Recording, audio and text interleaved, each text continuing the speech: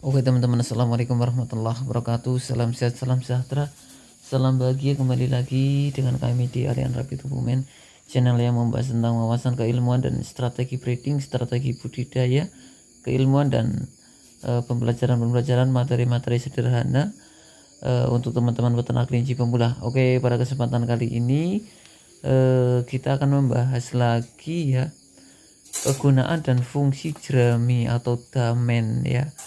Jadi kebetulan sekali ini ada momen ya, momen kelinci trouble yang enggak satu atau dua, ini banyak ya trouble karena apa dan kenapa membutuhkan damen atau jerami padi gitu.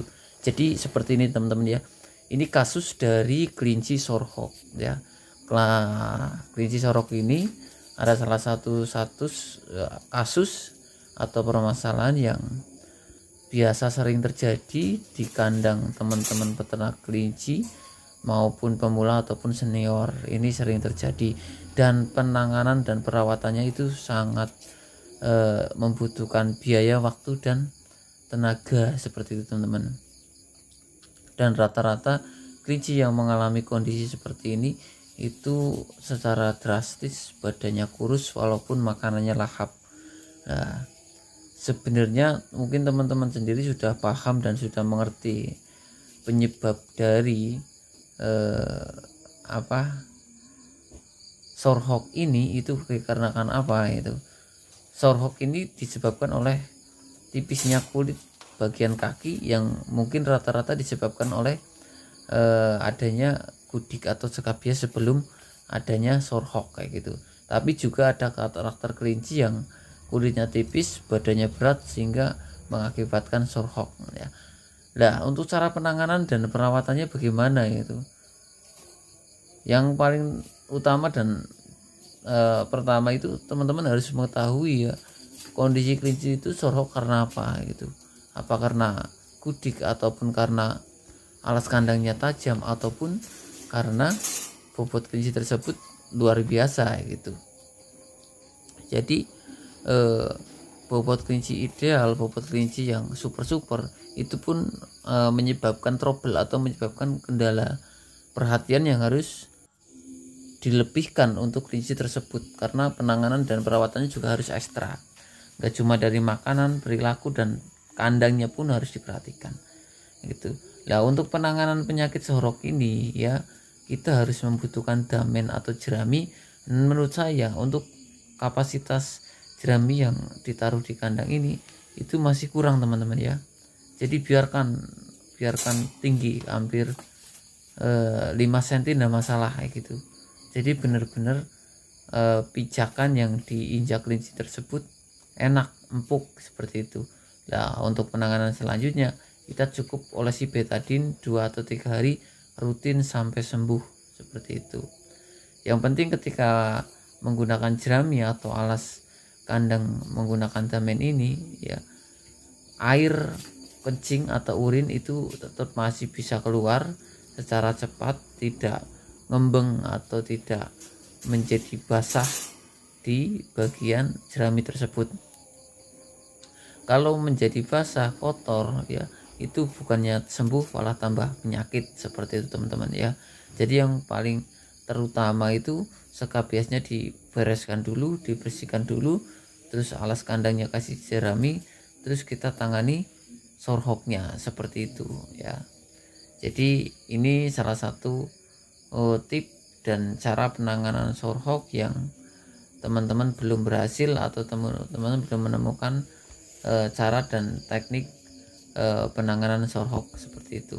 Karena sayang rata-rata kelinci-kelinci yang bobotnya besar, produktif, mau dipotong kan eman-eman seperti itu. Selagi masih bisa dibenerin, bisa diobatin, yuk kita semaksimal mungkin usahakan penanganan dulu gitu sebelum masuk afkir atau masuk ke daging seperti itu.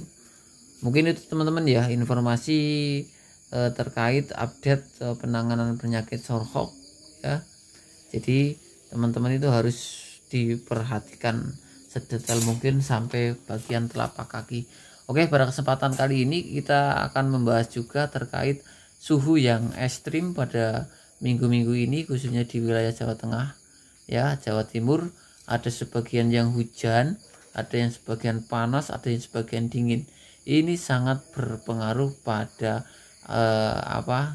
nafsu makan kelinci. Apa yang harus kita lakukan, apa yang harus kita antisipasi agar kelinci itu tidak trouble, agar kelinci itu tidak ada permasalahan di kemudian hari. Itu yang paling terutama, itu air jangan sampai telat teman-teman ya.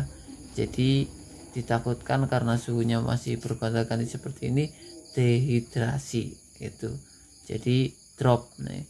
Jadi diusahakan air minum itu jangan sampai telat.